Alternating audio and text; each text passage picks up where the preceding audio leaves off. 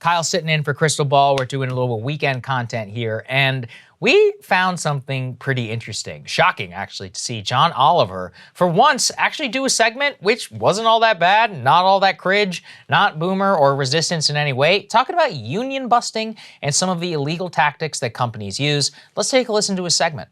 For an election to happen at all, 30% of workers must sign a union card expressing an initial interest in union representation. But Amazon, for instance, has instructed its managers to be on high alert for the slightest sign that that might happen, as this leaked internal video shows. If you see warning signs of potential organizing, notify your building HRM and GM site leader immediately. The most obvious signs would include use of words associated with unions or union-led movements like living wage or steward. Wow! I mean, set aside how completely mask-off it is to treat the phrase living wage like the first warning sign of a stroke. You would also think a nearly $2 trillion company like Amazon could spring for better animation than Jib Jab. But if enough workers do sign cards, the election process is then underway. And in that process, companies have some pretty huge advantages because, obviously, when you're on their premises, they have unfettered access to you while also having the ability to keep union reps out. And many companies take full advantage of that access. Amazon, for instance, inundated workers with anti-union signs all over their workplace, even putting them inside bathroom stalls.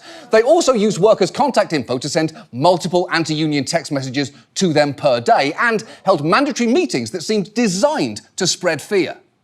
They had somebody who was like the captain of the union busting, who would come down and teach like... What was the official title of the class? They just called it like union training, that's it. Which is funny because it's not union training. It's union busting 101. Right, it's not union training if the explicit goal is to kill the union. It'd be like taking a dog training class from Cruella de Vil. Although, no, not the one that's a misunderstood bohemian or whatever. I'm talking about the real Cruella.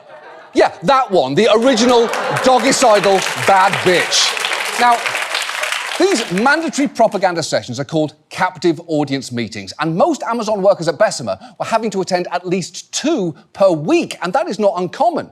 Nearly 90% of employers facing union campaigns hold captive audience meetings.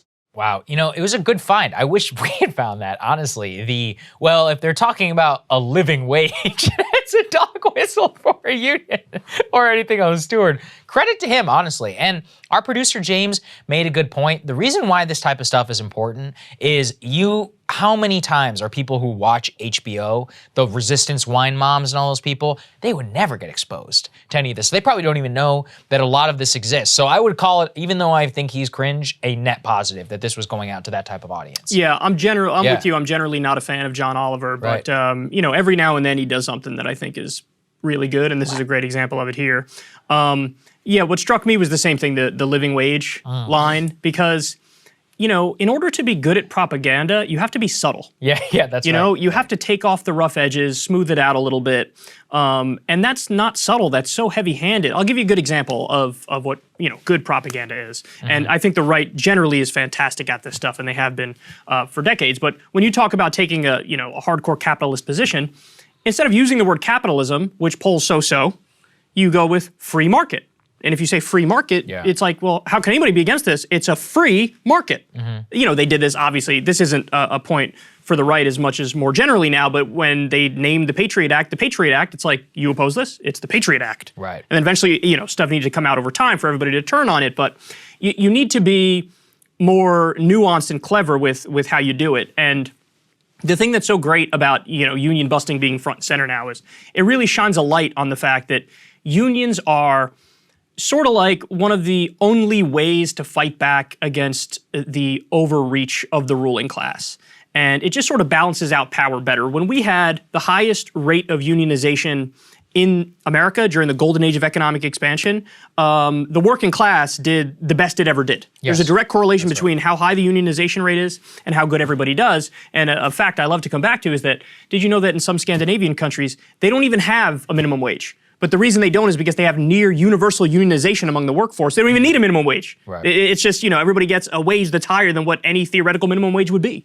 Yeah, no, I think you're right. And, we've covered it all the time. Actually, one of the things that you should care a lot about, on the right, is if you want institutions which are non-governmental, which are going to bargain for wages and are make it so that the government doesn't have to say, the union is one of the best ways to do that, because it actually is a way for people of all races, all stripes, and all of them to come together to actually use their bargaining power collectively, absent any government interference. And that way, it's just the union and the firm who gets to make a decision.